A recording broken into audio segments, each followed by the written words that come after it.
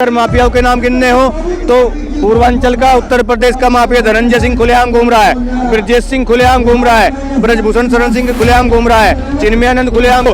जिस प्रकार चिन्मयानंद को बचाने का काम किया, जिस प्रकार पूर्व में इन्होंने कुलदीप सेंगर को बचाने का काम किया था, जिस प्रकार हाथरस में इन लोगों ने मुलजिमों को बचाने का प्रयास किया था, उसी प्रकार ये लोग ब्रजभूषण को बचाने का नाकाम प्रयास कर रहे हैं। क्योंकि ये वही लोग किसानों एक्ट के तहत तुरंत उसे जेल में डालना चाहिए। इस देश में संविधान है कि पोक्सो एक्ट और 376 के आधार पर अगर कोई मुकदमा दर्ज होता है तो 24 घंटे के अंदर कार्रवाई होती है। लेकिन वो एक बाहुबली है, वो इनकी सत्ता में बैठे लोगों का सांसद है, गोंडा से वो सांसद है उत्तर प्रदेश का। मैं उसी उत्तर प्रदेश, देखिए देश का किसान पहले 13 महीने आंदोलन में बैठा था, प्रधानमंत्री को 13 महीने बाद इस देश का किसान दिखाई दिया था, और आज उसी देश का प्रधानमंत्री कर्नाटक चुनाव में रोजाना 50 किलोमीटर की यात्रा कर रहा है। लेकिन अपने से चंद कदम दूरी पर बैठी वो बहनें नहीं दिख रही हैं जिन लोगों को उसने मेडल लाने के बाद खाने पर बुलाया, नाश्ते पर बुलाया, उनकी हौसला अफजाई करने का काम किया था। ऐसी क्या मजबूरी देश के प्रधानमंत्री की है कि वो ब्रजभूषण शरण सिंह खुलेआम कहता है कि अगर प्रधानमंत्री कहेंगे तो मैं इस्तीफा दे दूंगा। अरे भाई, प्रधानमंत्री ने थोड़े ना आरोप लगाया है इस देश का सम्मान, इस देश का गौरव, इस देश के लिए मेडल लाने वाली बेटियों ने। ब्रजभूषण शरण सिंह को तुरंत इस्तीफा देना चाहिए और देश की सरकार को पोक्सो एक्ट के तहत तुरंत उसे जेल में डालना चाहिए। इस देश में संविधान है कि पोक्सो एक्ट और 376 के आधार पर अगर कोई मुकदमा दर्ज होता है तो 24 घंटे के अंदर कार्रवाई होती है। लेकिन वो एक बाहुबली है, वो इनकी सत्ता में बैठे लोगों का सांसद है, गोंडा से वो सांसद है उत्तर प्रदेश का। मैं उसी उत्तर प्रदेश से आता हूँ। उस उत्तर प्रदेश में अगर मेरे पे 151 का मुकदमा भी दर्ज हो जाता है तो वहाँ पर लोगों के बुलडोजर चलाकर घर गिराने का काम होता है। उस माफिया पर 84 मुकदमे दर्ज हैं और 85 मुकदमा इस पर दर्ज होता है। लेकिन इसके बावजूद भी उसके घर की तरफ को कोई पुलिस नहीं जाती, कोई बुलडोजर नहीं जाता। तो हिसाब तौर पर कहा जा सकता है कि केंद्र सरकार और उत्तर प्रदेश सरकार अपने लोगों को, जिस प्रकार चिन्मयानंद को बचाने का काम किया, जिस प्रकार पूर्व में इन्होंने कुलदीप सेंगर को बचाने का काम किया था, जिस प्रकार हाथरस में इन लोगों ने मुलजिमों को बचाने का प्रयास किया था, उसी प्रकार ये लोग ब्रजभूषण को बचाने का नाकाम प्रयास कर रहे हैं। क्योंकि ये वही लोग किसानों की कौम नौजवान है और इस देश की आधी आबादी महिला यहाँ पर आंदोलन करेगी और जब तक हम लोग जीत कर नहीं चले जाएंगे तब तक आंदोलन करते रहेंगे। सर, सवाल तो यही उठता है ना कि जिस प्रदेश की सरकार ये कहती है कि हमारे प्रदेश में माफियाओं का, गुंडों का कोई स्थान नहीं है, और वैसे प्रदेश में ब्रजभूषण सिंह जी आते हैं जिनके ऊपर 38 और 40 मुकदमे। और देखिए, जिन माफिया को खत्म करने का वे बात करते हैं, वो माफिया किसी धर्म विशेष के लोगों से नफरत के आधार पर उत्तर प्रदेश को तोड़ा जा रहा है।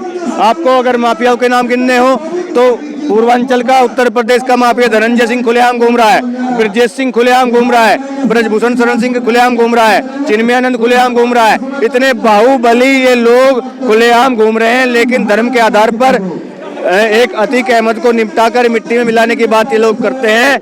ये वही लोग हैं जिन्होंने सत्यपाल मलिक के बयान को दबाने का काम किया। अगले दिन अतीक अहमद को पुलिस की निगरानी में सुरक्षा में मरवाने का काम इन लोगों ने किया और इन लोगों ने पुलवामा हमले से पूरे देश को जागरूकता सत्यपाल मलिक के बयान के द्वारा ना मिल जाए, इन्होंने उस बयान को दबाने का काम किया है। महिला पहलवान के विषय में आप यहाँ पर आए हैं और मेरा सबसे पहला और कठिन प्रश्न यही है कि आखिरकार जब देश की इतनी बड़ी महिला पहलवान यहाँ पे बैठी है तो आम जो महिला है उनके साथ जब शोषण होता है तो क्या होता है?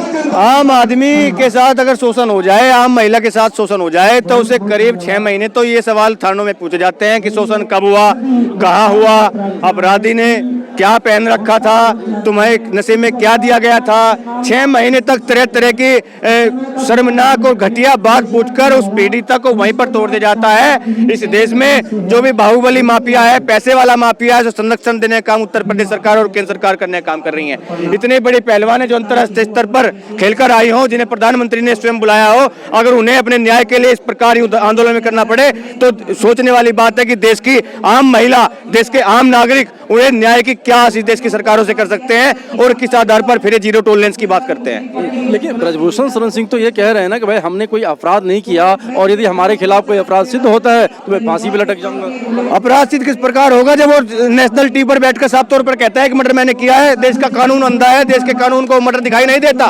और जब हमारे देश के पहलवान खुलेआम कह रहे हैं कि हम नार्को टेस्ट करवाने के लिए तैयार हैं, तो वो नार्को टेस्ट करवाने के लिए तैयार क्यों नहीं है? चोर की दाढ़ी में तिनके वाली बात है। मैं अगर अपराधी हूं तो मैं नार्को टेस्ट नहीं कराऊंगा। और अगर मैंने अपराध नहीं किया है और मुझे कोई कहे कि नार्को टेस्ट करवा, तो मैं खुलेआम नार्को टेस्ट करवाने के लिए पूरे देश की मीडिया के लिए सामने नार्को टेस्ट करवाने के लिए तैयार हो जाऊंगा। तो ब्रजभूषण की दाढ़ी में आखिर कौन सा तिनका है कि वो नार्को टेस्ट करवाने से भागता है? उसने इन महिलाओं का, हमारी बहन बेटियों का उसने उत्पीड़न किया है और उसे आज नहीं जो सजा, कल हमारे देश की खाप पंचायतें, हमारे किसान संगठन, हमारे जैसे नौजवान साथी, इस देश के पहलवान और इस देश के नौजवान सभी लोग इकट्ठा होकर आंदोलन सामूहिक रूप से, जिस प्रकार किसान आंदोलन में हम लोगों ने दिया था, उसी प्रकार हम दोबारा से इस आंदोलन को वही धार देने का काम करेंगे और हम न्याय के लिए लड़ेंगे और जीतेंगे। कहाँ से आए हैं? मैं उत्तर प्रदेश मेरठ का रहने वाला हूँ जी। तो क्या आपको लगता है कि ये आंदोलन और भी लंबा खींचेगा? ये आंदोलन अभी लंबा खींचेगा।